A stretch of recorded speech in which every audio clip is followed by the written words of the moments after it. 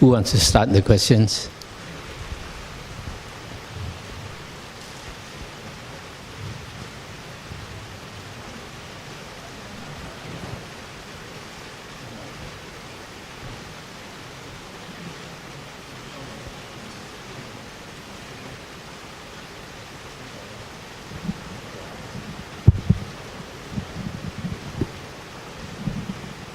If you ask questions one by one.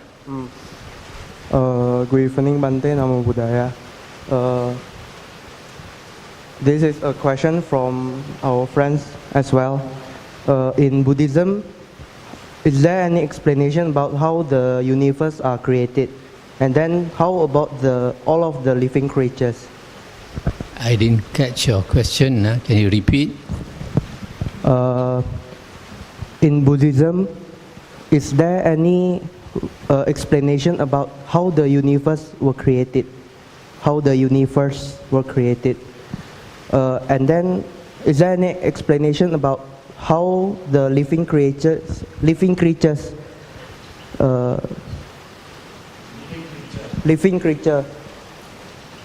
there any explanation how the living creature is created as well?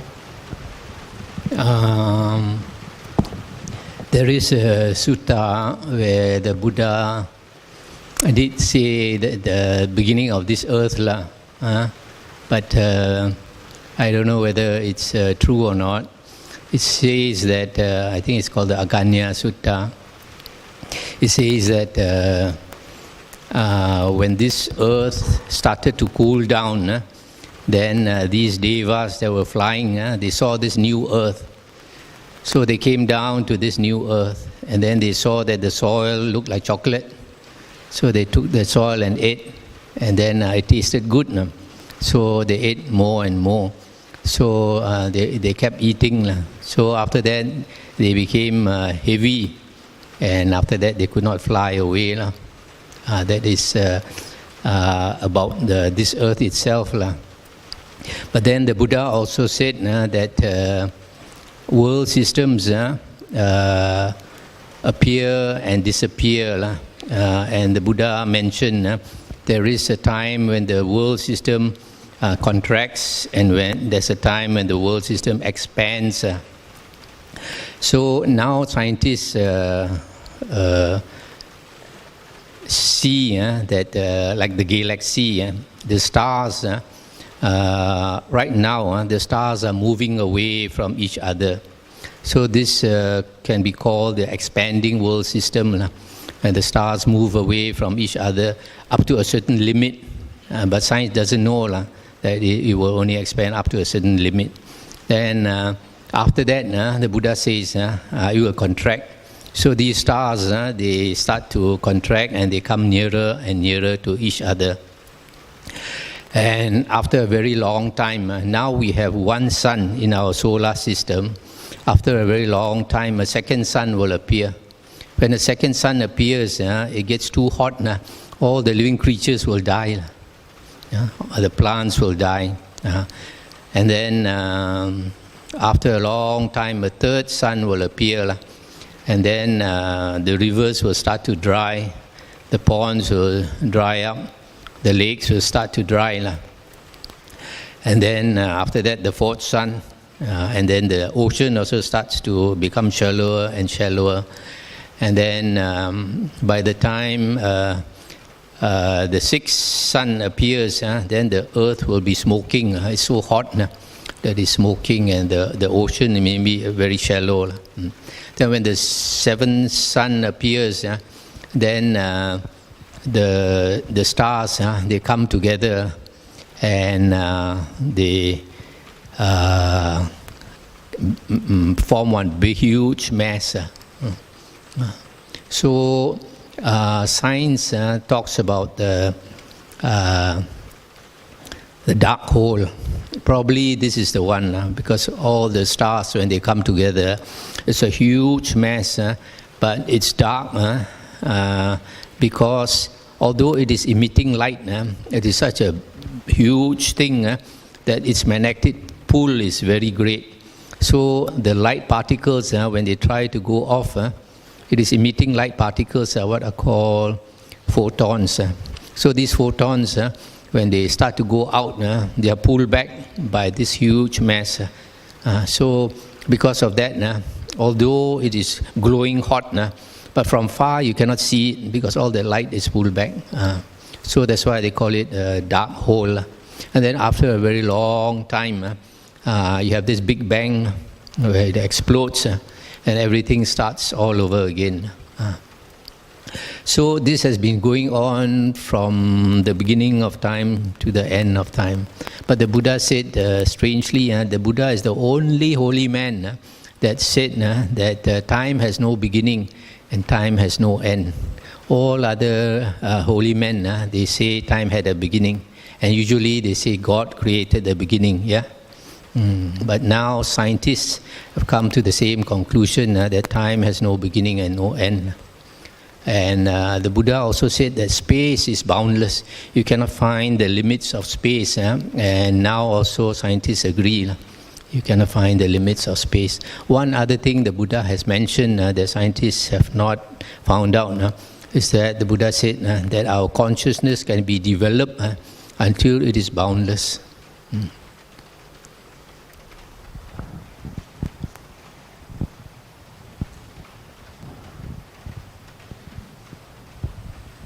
So when the stars, this Big Bang occurs, then you have this new Earth forming, yeah, and this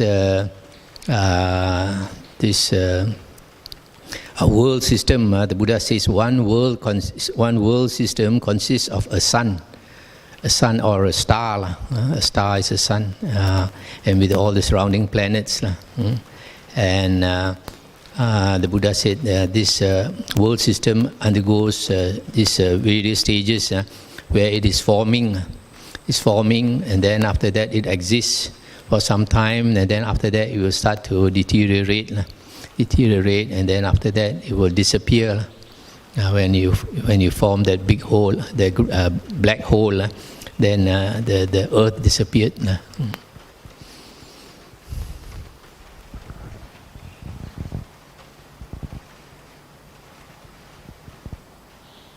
So as far as beings are concerned, according to the Buddha's teachings, because we have this desire to live, we create the condition for life to start.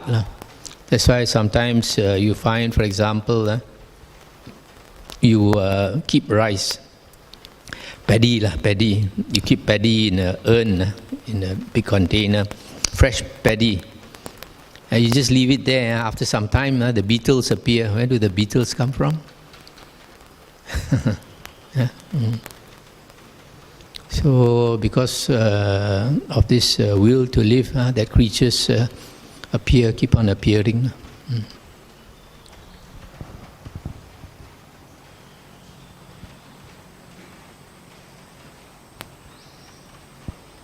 Okay. I think yesterday or day before somebody asked this question about Vajrayana and Tantrayana. You see, if you listen, I have one talk called Early Buddhism in India, and I explained there that the Buddha said that his real Dhamma, his true Dhamma, will last 500 years. In other words, 500 years after the Buddha's passing away, the Dhamma is unpolluted. The true Dhamma, the actual Buddha's teachings, is unpolluted for 500 years. Then after 500 years, we find Mahayana started. Mahayana books started to appear. So we know these later books, also like Abhidhamma, and commentaries and all that. And then 1,200 years after the Buddha's passing away, Vajrayana started. Vajrayana is also called the secret school. In Chinese, they call Mi Chong, secret school. It is called the secret school because they have a lot of secret teachings. Now, in the Buddha Suttas, the Buddha said that the Dhamma is not hidden away.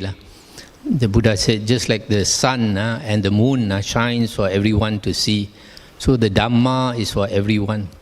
And the Buddha said, anything that is secret or hidden, that surely must be deviant teachings. So, how do you say deviant teachings in Bahasa? Ajaran sesat. Yeah. So, these Vajrayana, they have secret teachings like Tantrayana or Tantric, sometimes they call it Tantric Buddhism. Comes from Tantra or Tantra Yoga. And then they have mantras. Mantras are also secret teachings.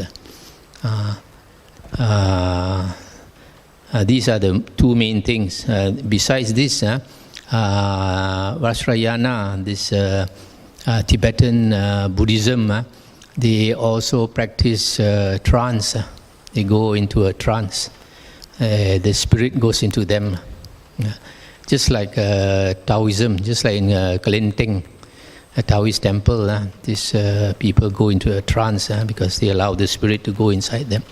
So if you go into YouTube, you will see this high Lama, he goes into a trance, then when the spirit is inside him, he will go to the Dalai Lama, and Dalai Lama wants to know certain things, will ask, and he will whisper into the ear of Dalai Lama. This can be seen easily on YouTube. So this is one of the things, and this Tantric Buddhism or Tantra is a secret teaching because in their teaching the guru can make love to the disciple. So this is definitely not the Buddha's teachings. And they say, they claim that if they cultivate themselves to such a high level, they can do it without being emotionally involved. But in the Majjhima Nikaya Suttas, the Buddha did bring this up because even during the Buddha's time, they had such practice. Because during the Buddha's time, they had three types of naked ascetics. They are totally naked, and they have men and women ascetics. So when they look at each other, then their sensual desire is aroused, and then they do this practice. So they say it doesn't harm anybody. It doesn't harm anybody, so it should be okay. But then the Buddha was afraid that his disciples would also practice it, so the Buddha rebuked his disciples, saying, the Buddha said, it is not possible to engage in this sexual practice or sexual intercourse without perceptions of sensual desire, without perceptions of lust. It is not possible. And besides, the Buddha said, once a person has become an Arya, he will not engage in this, sexual misconduct. So the Buddha also said that such practice will lead to hell. So it comes from the external ascetics in India, because Tibetan Buddhism evolved so late, 1,200 years after the Buddha, so they incorporated a lot of external sect practices. So these are nothing to do with the Buddha's teachings. Even these mantras, mantras are words of power. When you recite, it has no meaning. But these words are very special because when you recite them, a certain spirit comes. And I believe that spirit is the slave of that mantra. When you recite, it must come. So mantras are very powerful because to do black magic, they use mantras. And then to counter the black magic, they also use mantra. And to control spirits, some of them, they keep spirits. To control these spirits, they use mantras to control. So mantras come from Brahmanism. The Brahmins originally were ascetics, and they practiced until they had psychic powers. And I believe they could communicate with the devas, and they learned these from the devas. Because in the suttas it is mentioned that some of these devas know some of these very powerful mantras.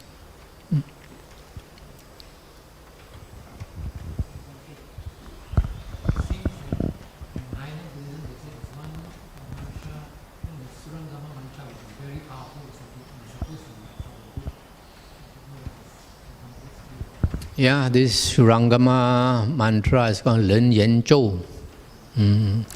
At one time I could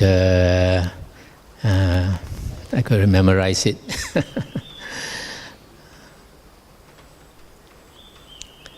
I have spent 9 years in Mahayana Buddhism, 6 years as a layman and 3 years in robes.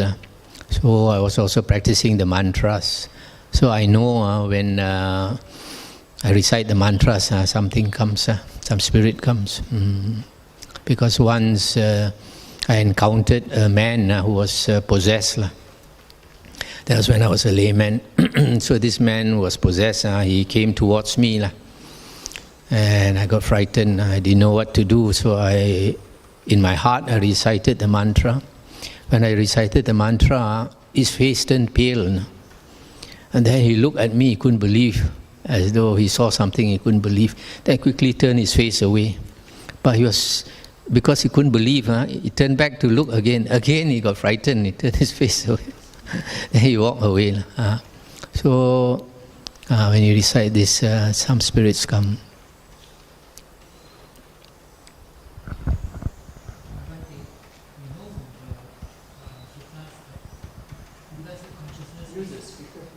Oh yeah.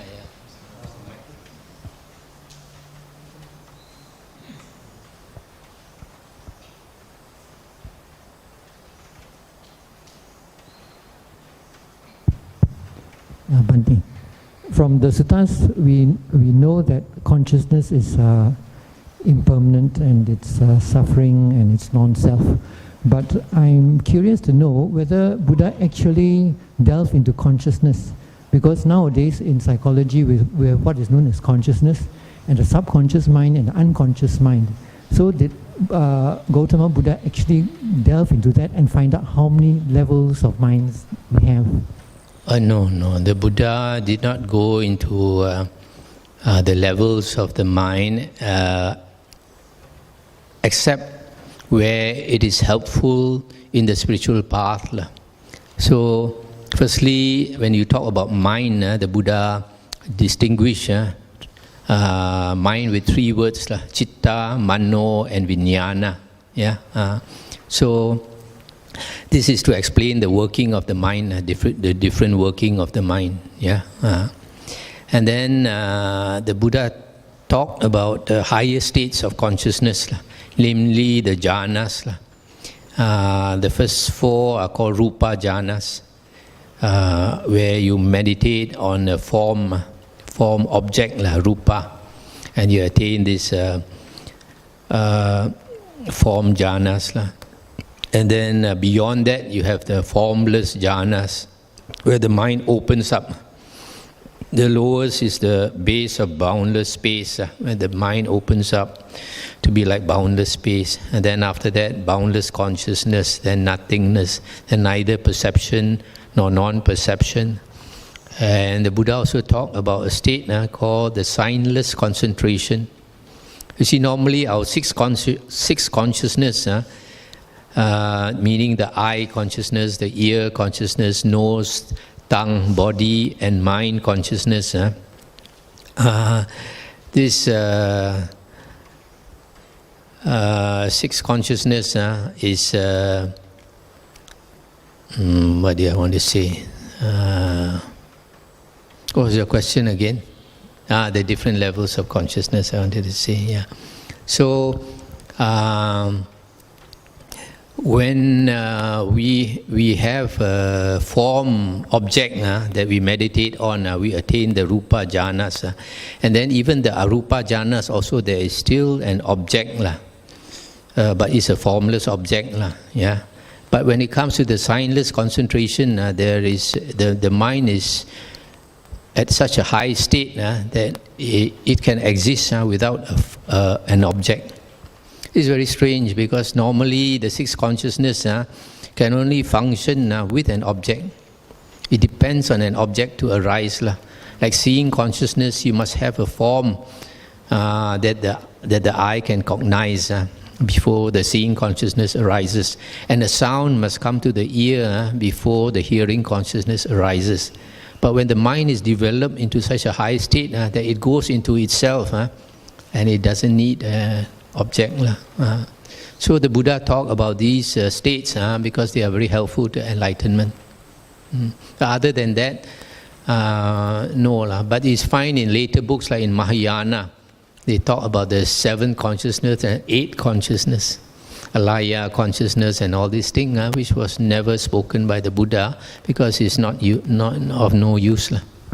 I remember reading somewhere they say that alaya consciousness is a consciousness which is like a storehouse, and funnily enough, nowadays under certain drugs, the doctor can pull out memories from the patient which he didn't even know existed, and they can even go into previous lifetimes and pull those things up, and even in the present lifetime, maybe 20, 30 years ago, someone said something to him in his sleep in a foreign language, and he pulled it out from the mind. So I thought that was something. But when you say pull it out, you don't really pull it out. It's that person remembering, yeah? Yeah, but they've got to take it out.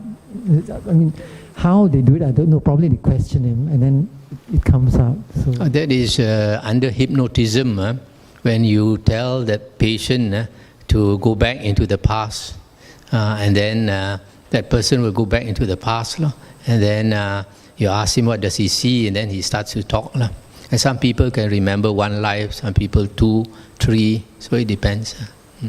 And this is one of the psychic powers the Buddha said that a person can develop. But these psychic powers, generally they come only after you have attained the 4th jhana.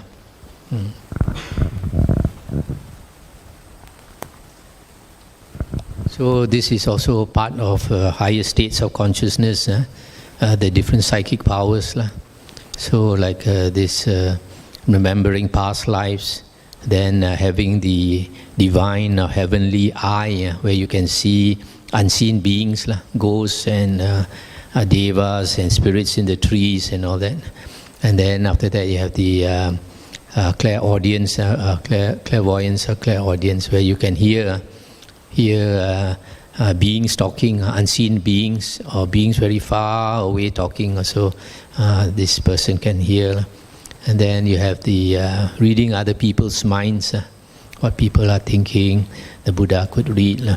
Then another one, they call it psychokinesis or something, where there are a few types of psychic powers, like being able to go through the wall, and then sitting cross-legged can fly, and can the physical body, the Buddha said, with his physical body he can fly as far as the Brahma heaven, but not further. Brahma heaven is already very far. So like one body can multiply into 100 bodies, 1,000 bodies, and he can dive into the earth like diving into water and coming out.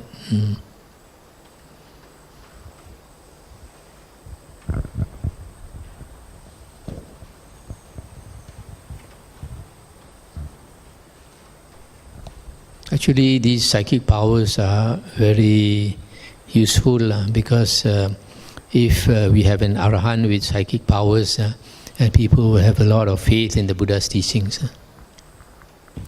It can be very dangerous also, Bhante, because it pulls one away from the right path. Yeah, that's why the foundation in the Dhamma is very important. There are some people who like to meditate without a foundation in the Dhamma, then they go the wrong way.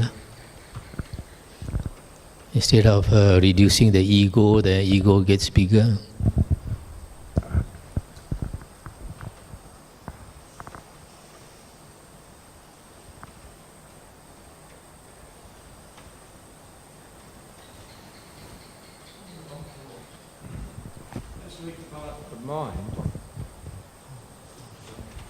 as we develop the mind through one-pointed concentration, then we know for certain that the whole universe and world is in our mind.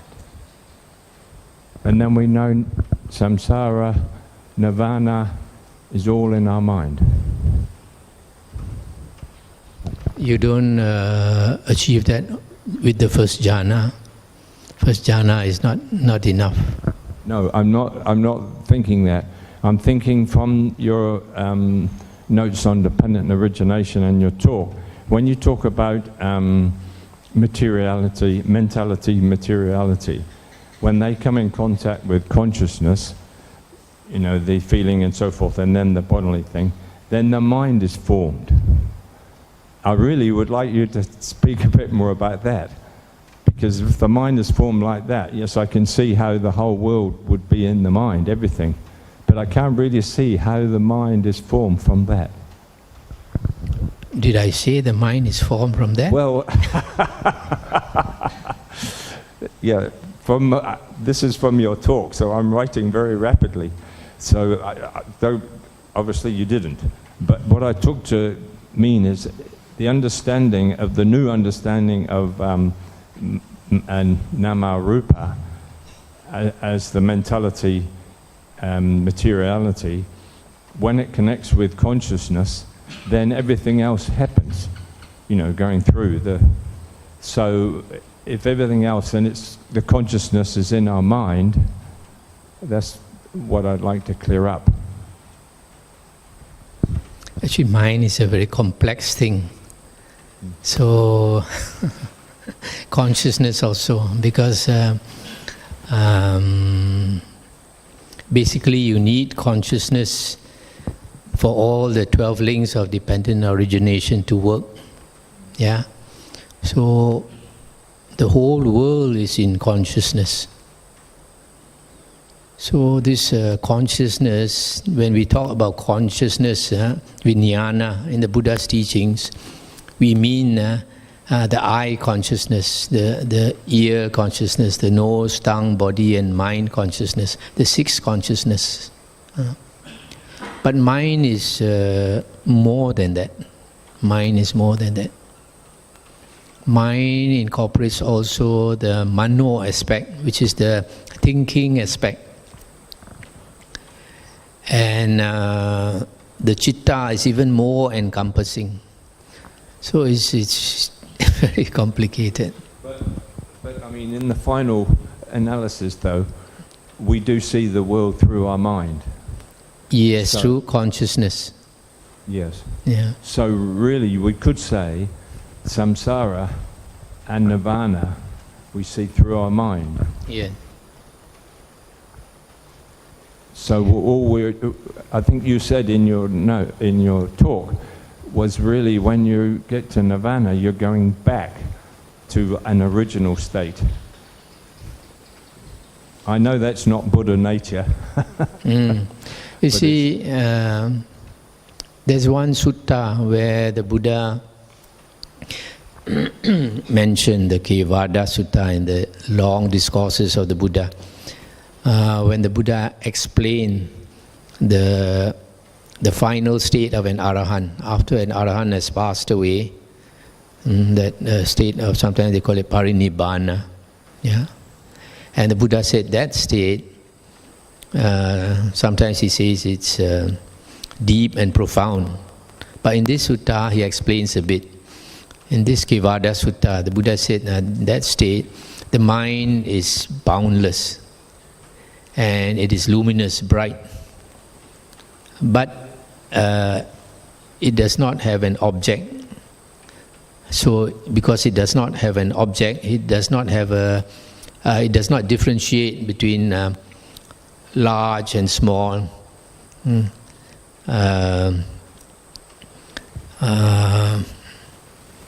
all other forms of differentiation, right and wrong, and whatever. Yeah. So, because there's no object, there's no self also.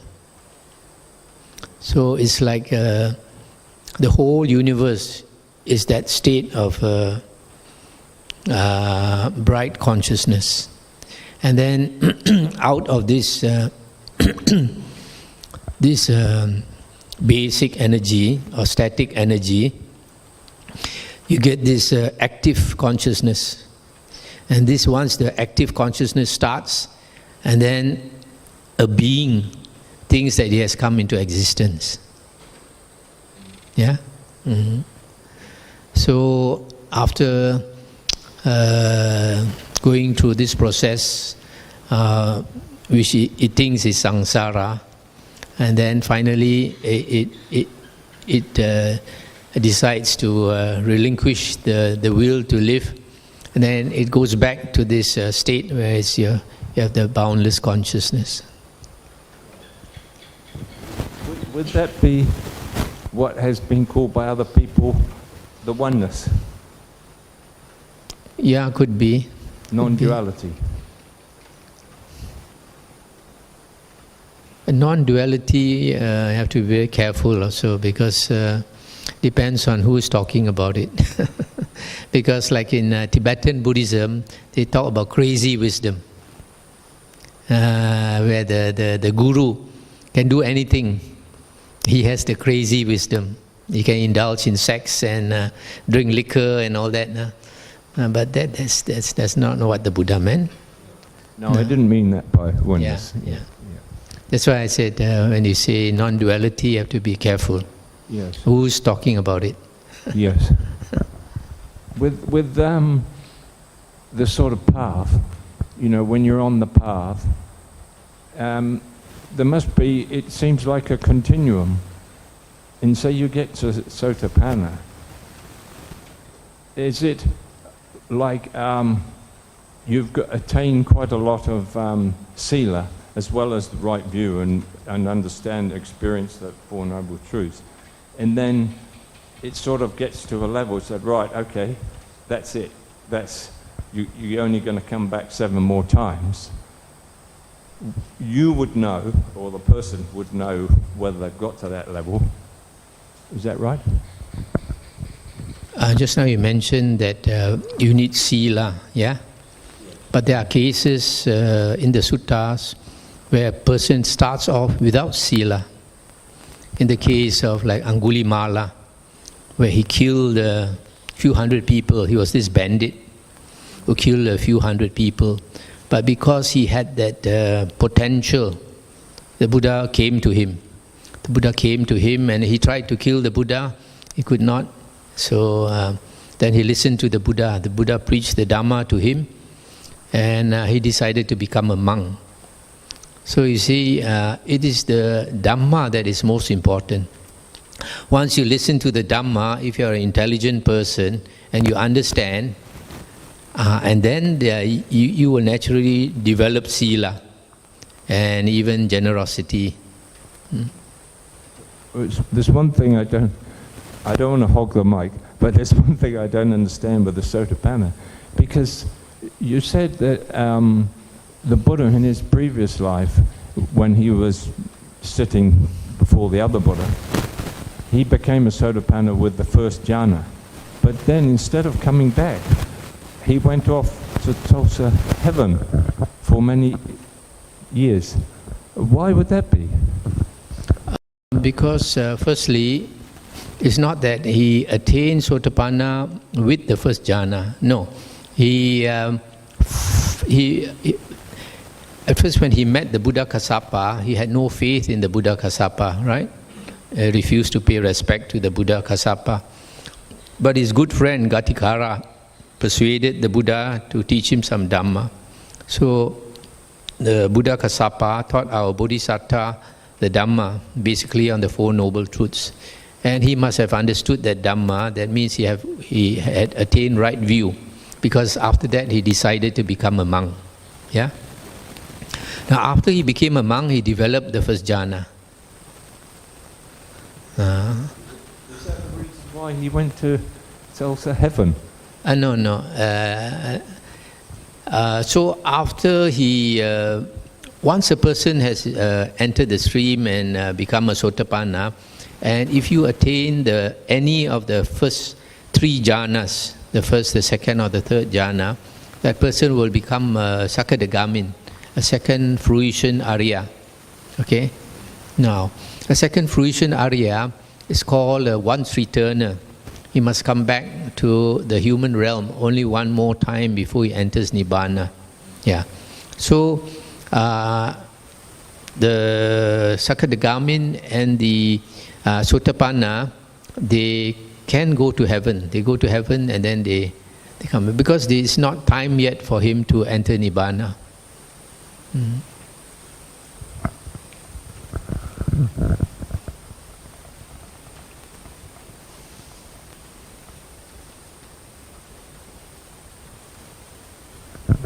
Any other question?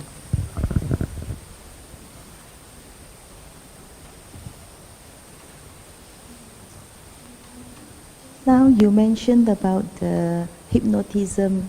I would like to know, some people, they go through this hypnotherapy. It sounds quite dangerous to me because the person practicing the hypnotism is actually controlling the person's mind. Put nearer. Put Is it nearer. dangerous? Of course, it can be dangerous depending on whether that the person who is hypnotizing the other person, whether he knows how to do his job. So it can be dangerous because you are putting your life in somebody's hands. But some people, they are very curious to know about their past life, so they are willing to go undergo this.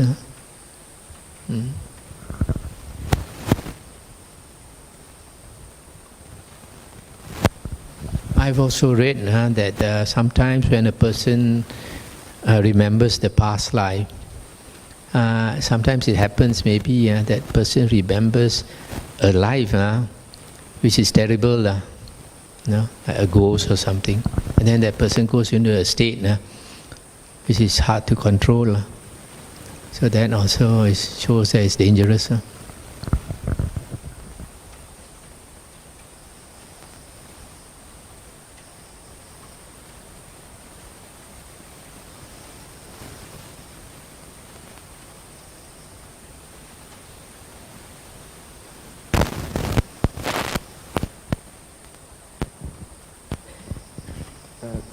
Could you say something about how Devas started?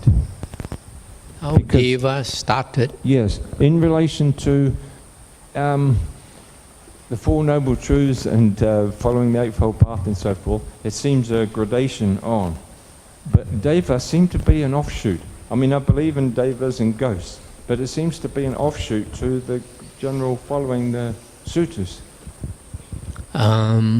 There is a sutta where which mentioned that the Buddha was once in a cave, and then many devas came to visit the Buddha. No, I forgot, maybe 60,000 devas or something, or 60 devas or something. But you see, these devas, they are supposed to be very huge, and the cave was very small. And then the Buddha said, these devas, when they came to visit the Buddha, they using their psychic power, they made themselves so small until like the point of a needle. And then the Buddha said something quite interesting. The Buddha said, don't think that these devas, their psychic powers, were cultivated in heaven. The Buddha said, no, their psychic powers were cultivated in the human realm. So what it means is that if we meditate, the greater our concentration, the higher heaven we get the rebirth. So because psychic powers depends on concentration. So if you meditate and you have sila, and probably you're a bit generous, then when you go to heaven, you have great psychic powers.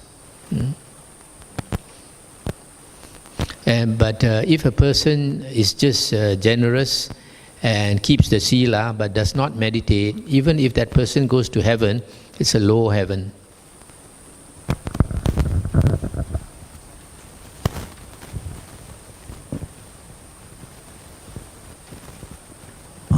Bhante, I think Brother Phil brought up a very interesting question just now when he said that everything is in the mind. Samsara is in the mind, Nibbana is in the mind. So to me, when I look at it, I think most of the times our minds are polluted by greed, hatred, delusion. So because of that, we are sunk in samsara. So because of that, I think we have got to work our way backwards. And as to, I think, I don't know where I read this from, maybe it could be the Keluarga Sutta. I think the Buddha did say that there is an uncreated, there's an unmanifest, and it's unbound. And because of that, there's a created, the manifest, and the bound. And for one, I don't know whether this ties in with the signless concentration. The signless concentration that we're talking about, maybe it is the unbound, unmanifested. So, yeah, I guess the mind is a very big thing.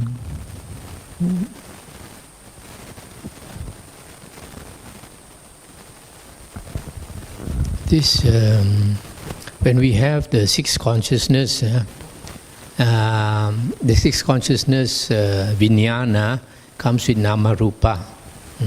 And nama rupa, mentality, materiality, is the whole world that we perceive. Yeah?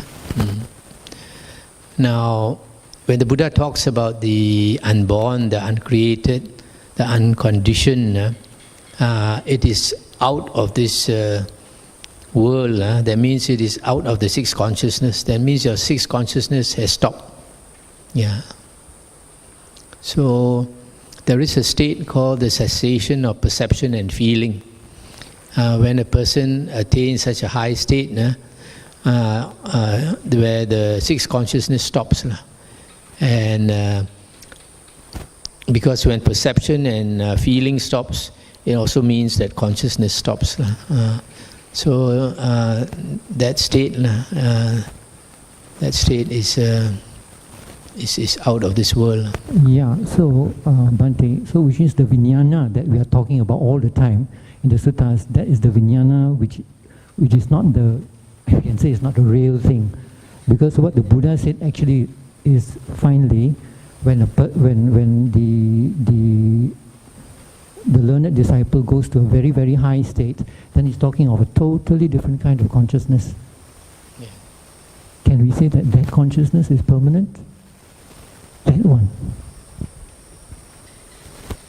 When you talk about permanent and impermanent, it's all in the time-space frame. Yeah, but we are not talking of the sixth. We are not talking of the sixth consciousness now. So you must not use the word permanent.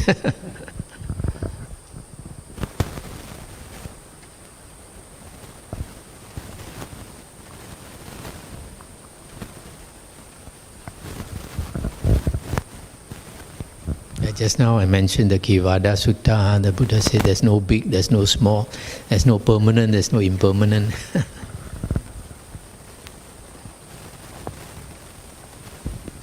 I think first we are all bound up by language. We are all bound up by language.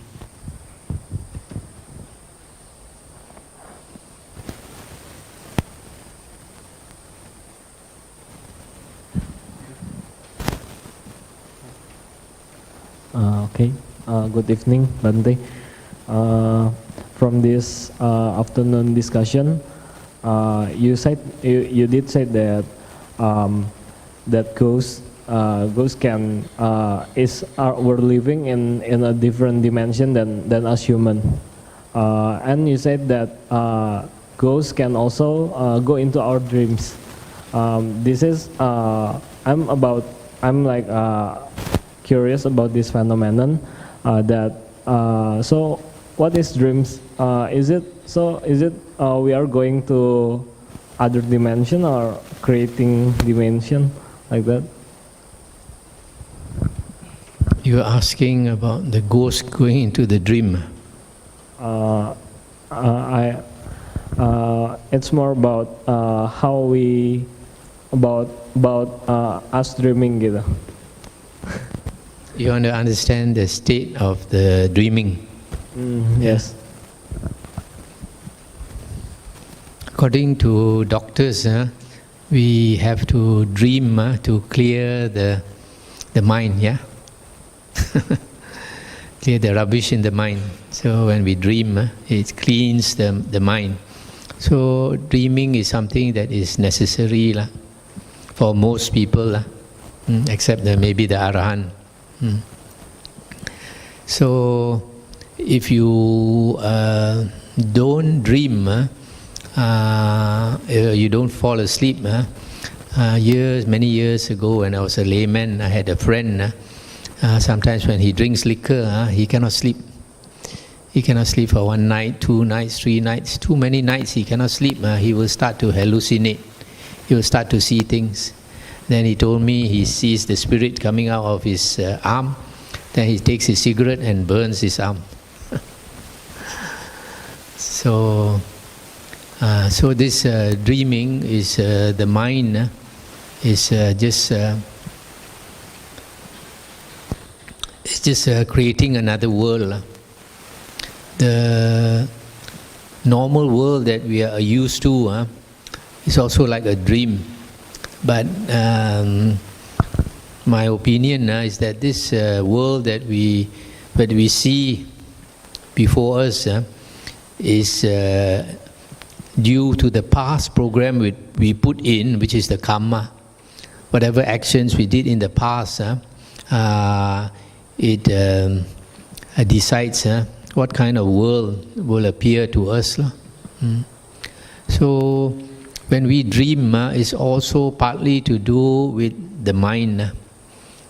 Like if a person is a violent character, then when he dreams, he might dream a violent dream. Yeah. If a person is a compassionate person, then the person might have a dream, maybe rescuing animals or something. Yeah. So it is all from our mind. The mind is the program we put into the computer here. Yeah. So if we understand that, then we realize that the mind is very important. The type of mind that we develop will decide what type of dream we have, including the next life. The next life is also another dream.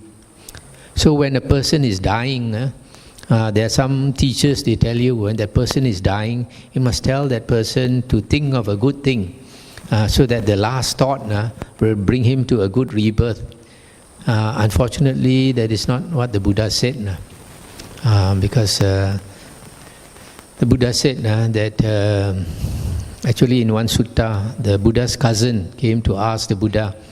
The Buddha's cousin Mahanama, he said, Bhagava, I'm afraid one day I may have a violent death when I die. Either a fast horse carriage may knock me down, or a wild bull or something, a buffalo, or I might be killed by bandits or something. Then at the last moment when I'm dying, it's a frightening state. Will I go to a bad rebirth? Then the Buddha said, don't worry, Mahanama. For a long time you have practiced the Dhamma. And because for a long time you have practiced the Dhamma will bring you to a good state. So when we die, when we are dying, the doctor will say a person is dead based on 2 things.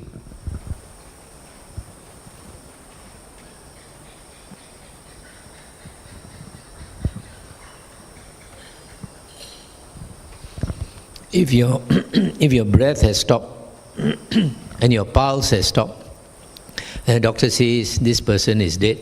Yeah, but in the Buddha's words, the Buddha said 3 things must stop before that person is really dead.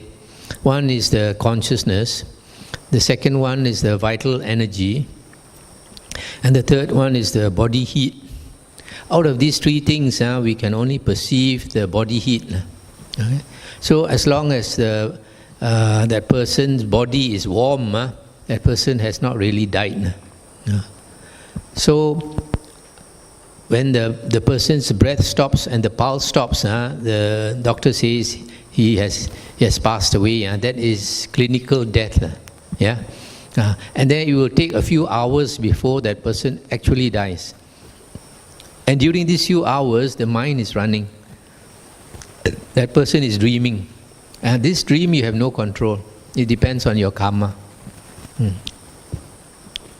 So, the type of character you are determines your dream, which determines your state of rebirth. So there's one lady in Penang, the mother died of cancer, and she told me when the mother died of cancer, her face was contorted in pain, because maybe the tumor burst or something, and her face was in pain. But the daughter told me 1 hour later, the mother's face changed and became very happy and bright and peaceful. That means she had a good heart.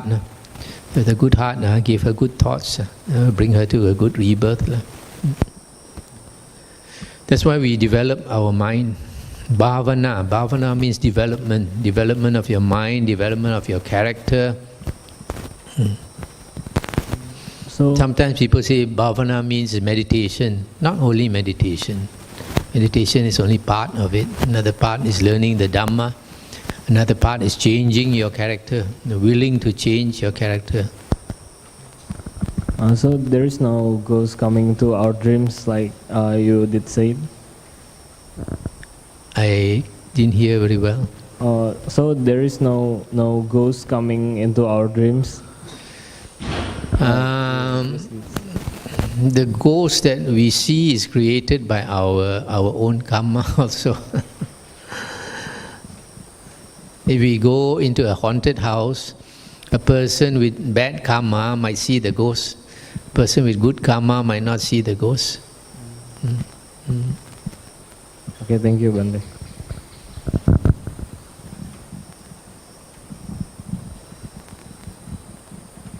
Bante, is it true that the people we meet at our present lives, we have ever met in our previous lives?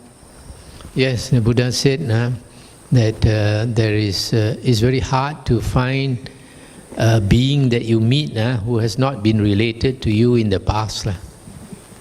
Sometimes, I don't know whether you have experienced, when you see somebody, it strikes you that this face is so familiar. You have seen that person before. You don't know where, but definitely you have seen this person before.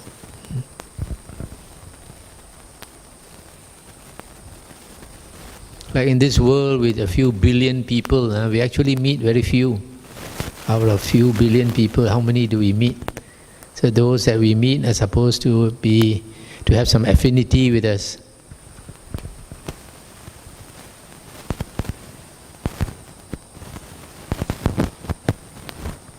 So, Bante, is it possible that we meet somebody new that we haven't met before? I guess it's possible, but Very not hard. so many as those that you are related to you in the past. Maybe even your dog is related to you in the past.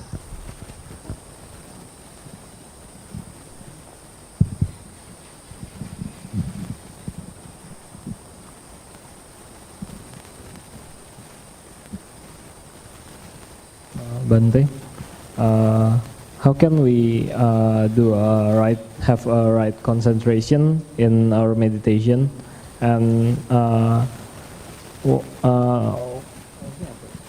okay, that's all. and then how to face a numb feet, numb leg. How to meditate long. Have a right concentration at meditation. Firstly, so now I talk about meditation. Firstly, in meditation, because you told me that the person who taught you meditation to sit in a chair, yeah? So, normally we sit on a cushion, And when we sit in the cushion, the important thing is to keep your spine very straight. You look at me sideways.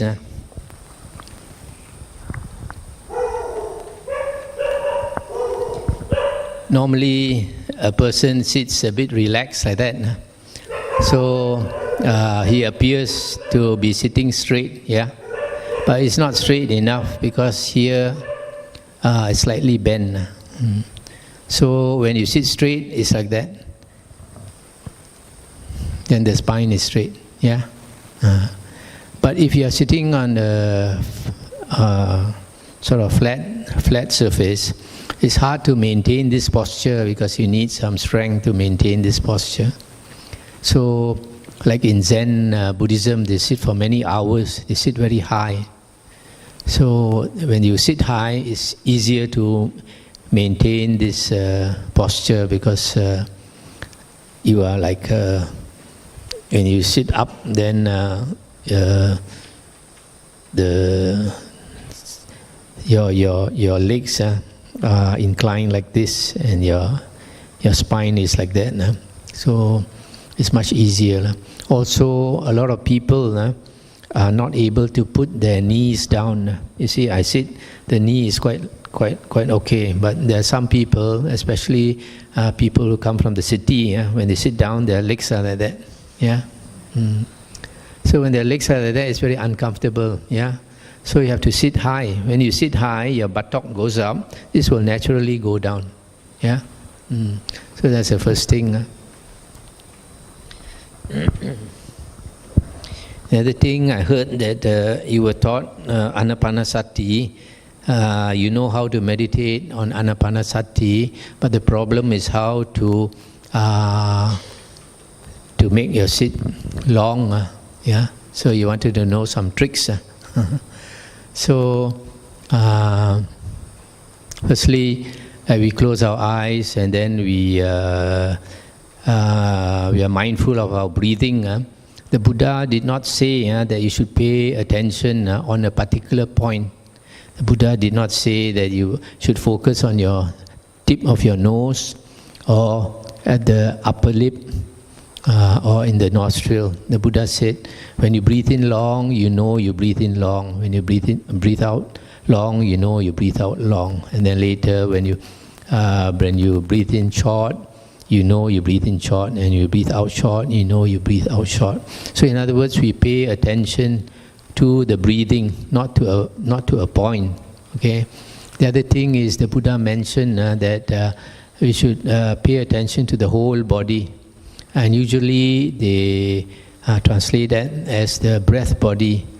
But now I'm inclined to think that it's not only the breath body, it's the whole physical body. Because when you pay attention to your whole body, the mind does not run away so easy. Yeah. So you pay attention to your whole body breathing. Okay. And then that helps to keep your attention here in the here and now. But still the mind runs away. And then what you can do is when the mind goes in, you can say, like in Thailand they say Bud, and then when it goes out, Do. Bud, Do. Bud, Do. Or for those who are familiar with Mandarin, the word for Arahant is Lo Han. So you can use Lo Han, Lo Han. But then in Indonesia, you all like to say Namo Buddhaya. So you can say Namo Buddhaya, Namo Buddhaya. Yeah. So that is another rope to tie the mind. So in spite of doing that, when your breath goes in, you say Namo. When it goes out, you say Buddhaya. Still the mind runs away. Then what do? Say if you put your hand on your knee, when you start to meditate, you want to keep your posture straight. It's useful to put one hand on the knee and one hand in the center, so you can push your body straight. Okay. So when the breath goes in and you say Namo, you move one of your fingers, any finger, move very slightly. You move so slightly, nobody will notice. Yeah? Either you can press against your leg, or you can press your two fingers together. Just press slightly. So, when you say Namo, you press your right finger. Then when it goes out, you say Buddhaya, you press your left finger, any left finger. So you keep pressing right finger, left finger, right finger, left finger. That way, you keep your attention on your body. The mind does not run away. In fact, that is why the Buddha said mindfulness directed to the body leads to the deathless. Mindfulness directed to the body is very important. When you're always aware of your body, you are in the here and now. Every time your mind runs away thinking of this and that, you forgot about your body sitting here. Yeah. So it's good to move your finger. In Thailand, there's one type of meditation started by Long Po Tien, where they move the hand, they move the whole hand. Yeah, I don't know whether you have seen, move the hand and move up and all this thing. That is good for people with a very scattered mind. They cannot pay attention to their breath because the breath is a very fine object. So they have to move their hand, then they won't fall asleep. So instead of moving your hand, you just move your finger a little bit. The more sleepy you are, you press harder.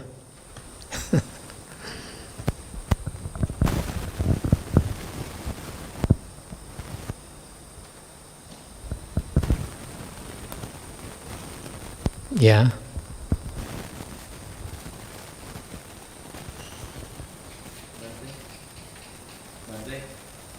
What we think can really happen to us. I mean, like, I read this book titled The Secret, that if we think about something, we call the possibilities in the universe related to that thing to happen. Also, maybe it's someone mentioned to me before that if we think about something, then it's like we call the good deeds related to that something to come to fruition. Is that some kind of mechanism like that in Buddhism? Yes, but it depends on many factors. So suppose now I say, I want to be a millionaire, but I do nothing. Will I become a millionaire? No. You want to become a millionaire, fine. You got to work for it. Yeah.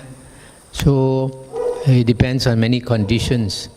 So in the suttas, the Buddha talked about the authentic man or the true man, sappurisa.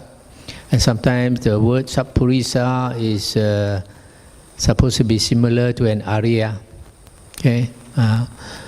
So the Buddha's teaching is teaching us to be really straight and true and an authentic person. A lot of us are not really authentic in the sense that we say something and actually we don't mean it. Yeah? Yeah. So we are not true to ourselves. It's very important that we are true to ourselves and true to our ideals.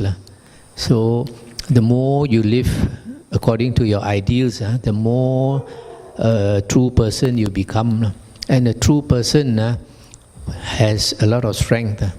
Like the Buddha and his Arahant disciples, they have cultivated themselves to be so true that whatever they say carries a lot of strength, whatever they do. So for example, once there was a big asura called Rahu. He caught the deva in the sun. He wanted to kill the sun deva, and then the sun deva called out to the Buddha for help, and then the Buddha shouted to this asura Rahu, asking Rahu to release that deva. He said, because his deva has called out to me, you release him. So this Rahu immediately released that deva, flew back to his heaven, and it was trembling like a leaf, shaking all over. And then the Asura king asked him, "What happened to you? Why are you trembling all over like a leaf?" Then he related what happened. And then he also said, if he had not released that deva, his head was split into 7 pieces. So you see, a person like the Buddha, he's 100% authentic person. When he speaks, the word carries strength. You don't do as he wants you to do, you will die. There was another incident where in the Moggallana remembered his past life, and because there was this Mara, this Satan that was disturbing him, so he spoke to this Mara. He said, "Don't disturb me. Don't think I don't know who you are. I know who you are." I said, the former Mara Dusin, you are the nephew of the former Mara Dusin, and I was the Mara Dusin in a previous life. And then he said, when I was the Mara Dusin, I used to disturb the Buddha Kakusanda and his disciples. And then he disturbed them in many ways, and because the Buddha advised his disciples how to act, he could not penetrate, he could not shake the monks' minds. So he was very, very annoyed. One day when the Buddha Kakusanda went on alms round, Pindabat, with his disciple walking behind, this Mara entered the body of a young man, took a rock, went up to this disciple, smashed the rock on the disciple's head until the head was bleeding all over. Then the Buddha Kassapa thought, this is too much already. Then the Buddha Kassapa turned around and stared at him, probably told him, "You stop right there." And probably he didn't want to stop, he wanted to do some more. Immediately he died and went to hell. So you see, so somebody like the Buddha, because he's so true, he's a true person, that whatever he does has that strength. He just has to mentally tell him to stop. He didn't want to stop, he'll die there and then. So whatever a person makes a wish for, you got to have that blessing behind you. You got to have that power behind you. You don't have that power behind you.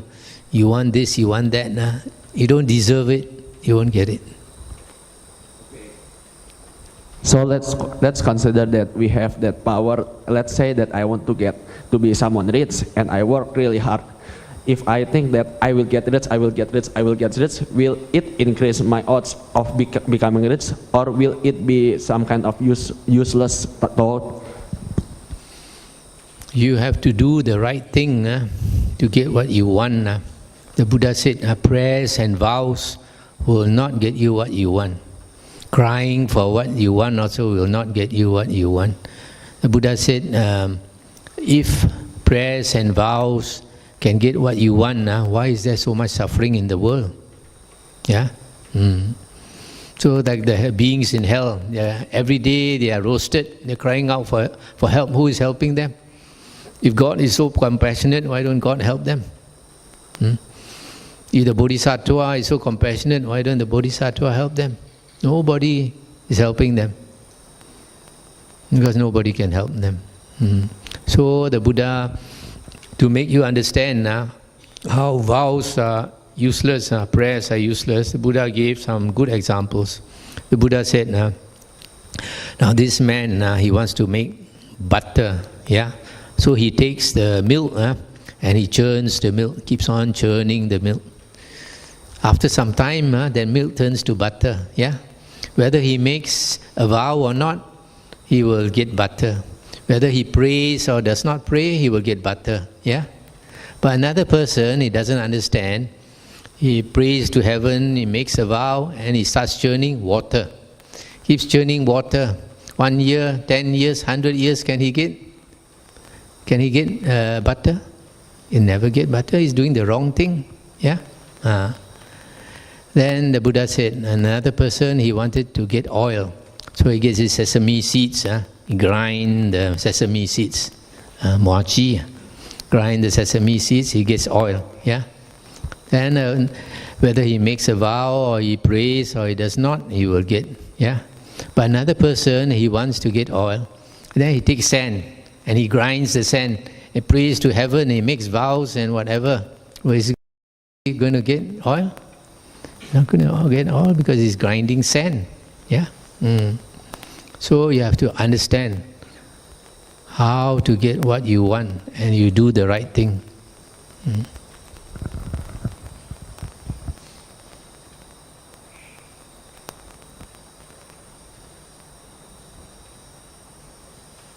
Check. Bante, I would like to pull back the topic to consciousness. How do Buddhism feel about multiple personalities? I mean, the one people with different personalities, is it different consciousness live in one mind, or is it just a mental disorder like schizophrenia or something? What is that? Schizophrenic person? Yeah. Schizophrenia. Schizophrenia. Schizophrenia. Schizophrenia. Multiple personalities, like the story of Sibyl. She has 16 different personalities. Schizophrenic, I guess it's the same person, but the karma is very bad, just like a mad person. The karma is very bad, the mind is very disturbed. So maybe sometimes it goes back into the past. So it's like one person and then later is another person. But it's that one person, it's just that the mind is not steady. So that's why good karma is very important. So the Buddha said, the very basic thing that we need to do is dana and sila. Dana is helping other beings. Sila is not harming other beings. The Buddha said, if you don't do these two things, you will never get rebirth as a human being or go to heaven. At the very least, you need to do these two things. You have to take care of these two things. So people who harm others, especially, and don't help other beings, you have bad karma, you don't have enough blessings, then you have a lot of obstructions in life, things blocking you. And what you want to achieve, you cannot achieve. Yeah? All this is your own doing.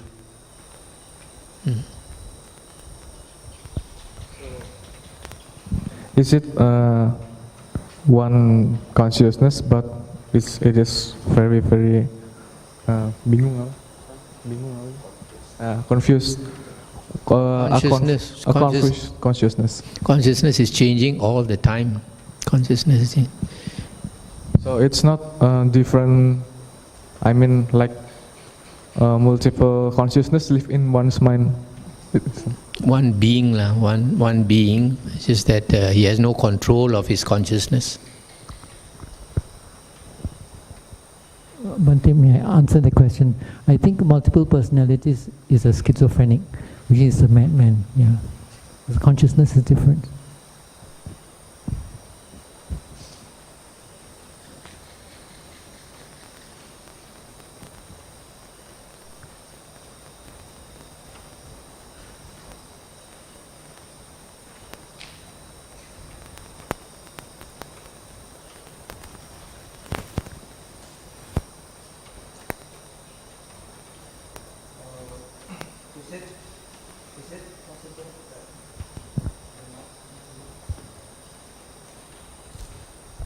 She sing.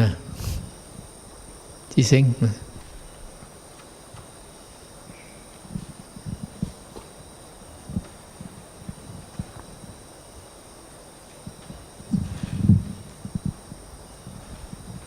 I need to take some photo. Get the whole group. Either with a camera, with a handphone, we started. During the discussion.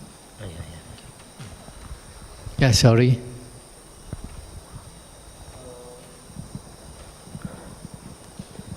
is there any possibility in karma's law that when we do something to a certain person or certain beings, that beings will be the one who will give the feedback to us? Not necessary that when you harm somebody, that person will harm you back. If that person has an opportunity, say for example, in a previous life you harmed somebody, and now that person that you harm maybe is reborn as a ghost. So now you are a human being. That ghost can give you problem. No? Or that person that you harmed previously now is a human being. He can also give you problem because he can contact you. But if that person, say, is born in hell, then he cannot harm you, then your own evil karma will make somebody else harm you. So not necessary always that person will harm you. It's your bad karma that harms you. Can be through another person, can be through an animal, or can be through an accident or whatever.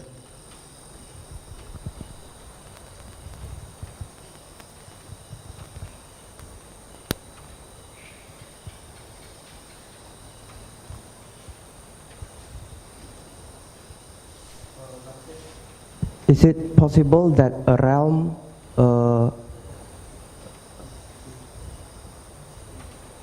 disappear? For example, human realm, there is no human left, and human must give birth, right? I mean, is it possible that a realm is empty like that? It is possible in a particular place. There's no humans here, humans elsewhere. Yeah. So like now, because of the climate change and all that, certain species are disappearing. Endangered species disappear. Maybe after some time, maybe it might come back.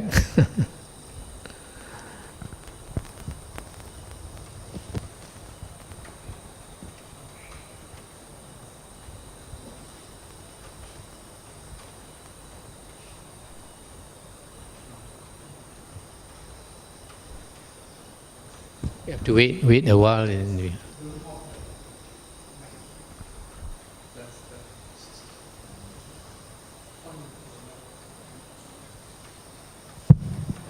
Bante, I want to ask, is it appropriate for us meditate with using the corpses objects for such as a lay person? Not advisable for a lay person.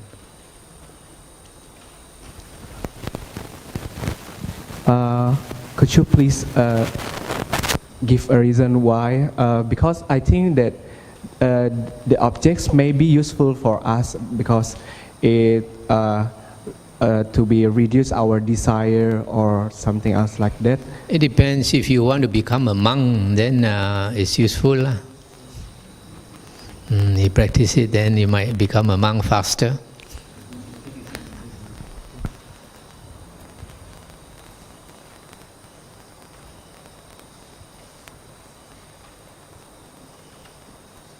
Certain objects may not be suitable for a lay person. For example, if a layman practices the 32 parts of the body and then becomes the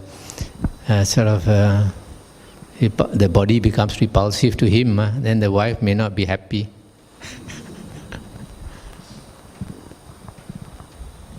Bante, I want to ask, is it possible that our dreams are connected to our past lives? Because I once read some books that says in some rare occasion that a person could dream about their past lives. Yes, I think it's possible because all these things are deep in our memory. So it's possible for a person to hypnotize you and bring up these things. So when you are dreaming also, it can come up. For example, I've never been to China, but I dreamt once or twice that I was definitely in China. Once I also dreamt that I was an Indonesian.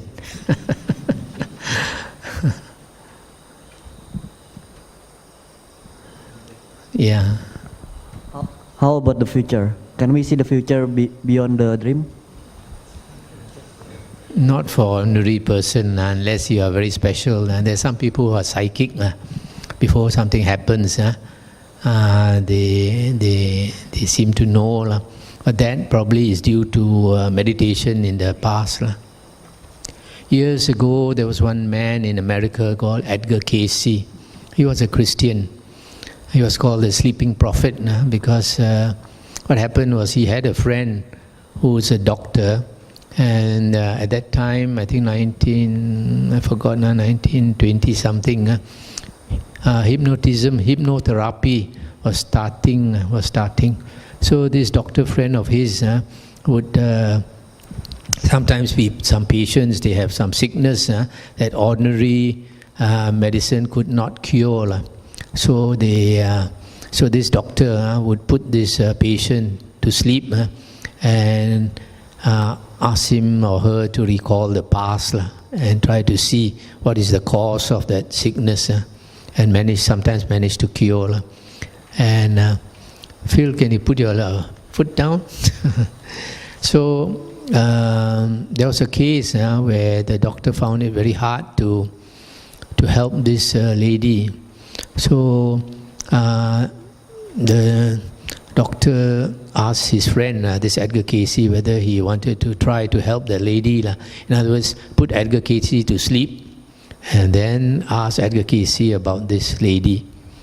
And when Edgar Cayce was put into a hypnotic state, he could say a lot of things about this other woman, and the woman got cured. So after that, his friend found him very useful, use him to help other people get cured. And he became quite good at it, that without that hypnotism, he can just go into a deep sleep state, and they talk to him and ask him about other people's sickness, and he cured many people. So he was curious himself how he had this ability, So he asked his family, when he goes into this deep sleep state, to ask him certain questions, how did he get this psychic ability? So when he went into this deep sleep state, and they asked him this question, he said long ago he was a priest in Egypt, and maybe at the time of the pharaohs, and he was caught by his enemies, and he was tortured, and they left him in the desert to die. So he knew he was going to die. So he meditated very with all his strength. So he had some good state, I guess. So that's why he could remember the past. And then he was a bit disturbed because being a Christian, he didn't believe in past life.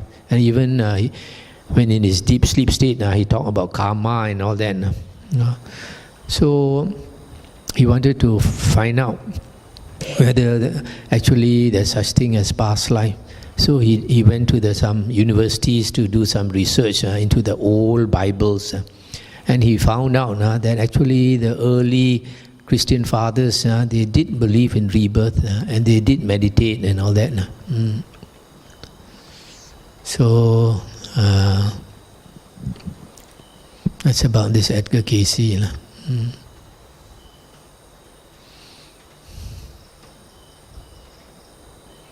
The dreams that we have are many types of dreams. A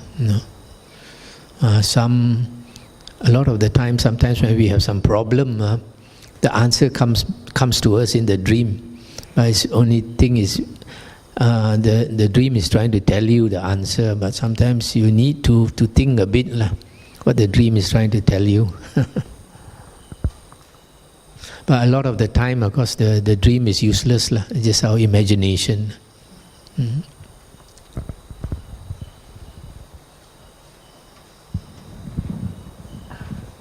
Bhante, may I ask, what is your view on the yogic sciences? On what? The yogic sciences, the Indian yogic sciences. Yoga. Not the physical part, but the whole yoga system. a yoga system. Yoga, there are many types of yoga. The common one is Hatha Yoga, which is the exercise one, which is quite useful. Then you have Bhakti Yoga, which is devotional. They pray and they chant and all that. And then they have Karma Yoga, where they do good deeds. It's quite good. Then we have Raja Yoga, where they meditate on the third eye. I think they call it Kriya Yoga. Kriya Yoga is trying to get the energy up your spine. Yeah, something like that. And then you have the Jnana Yoga, which is a bit similar to our Zen Buddhism. 我是谁? Who am I? So most of these are good lah, but like Kriya Yoga, you have to be very careful because sometimes when they arouse their energy, then they use it in the wrong way lah, for sex.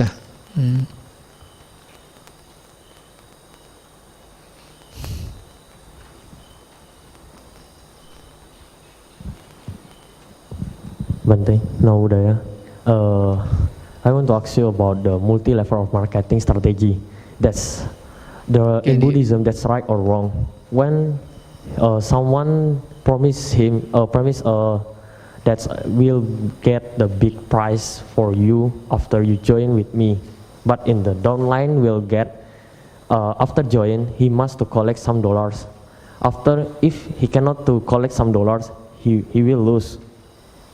That's first. And if the top line out from the business, that's the downline will lose again. That's in Buddhism, that's right or wrong? If it amounts to cheating people, it's wrong.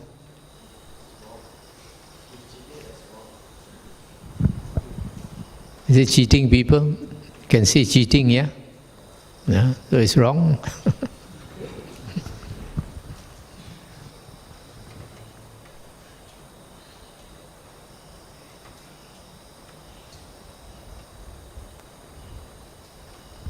Why the girls so quiet?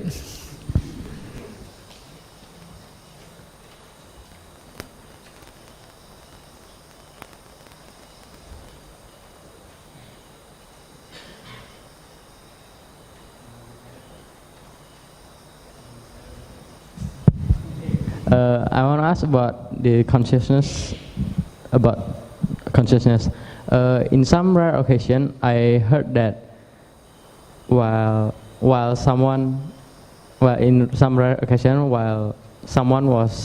his head knocked out, then he wakes up being a different person, like someone from his past or like his imagination. What I want to ask is, what happens to his current identity? Like, he suddenly becomes someone else. I guess he forgot about his, just like a person who is has this Alzheimer's disease. The mind forgets. So he look at his son, look at the daughter, he doesn't recognize. Just that the consciousness is no more functioning like before. So this one, like if he gets knocked and this thing happens, might be due to his karma, might not be due to his karma, but it's not important.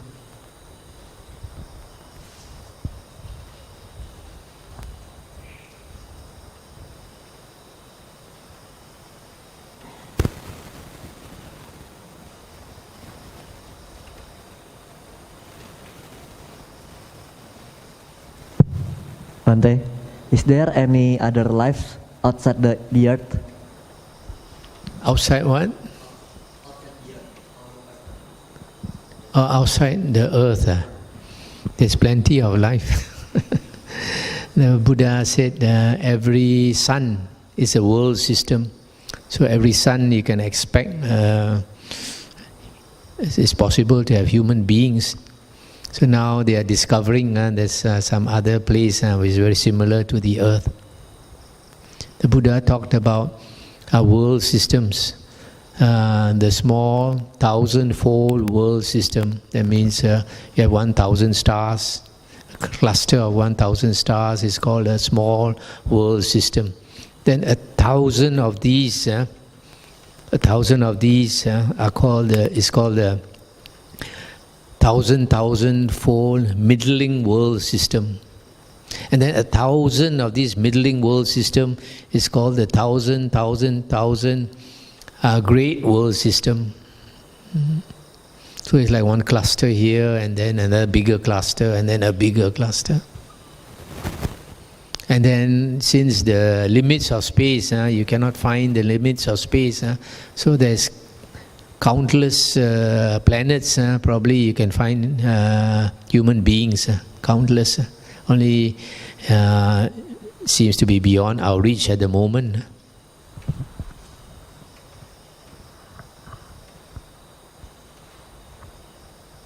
Okay, maybe continue tomorrow.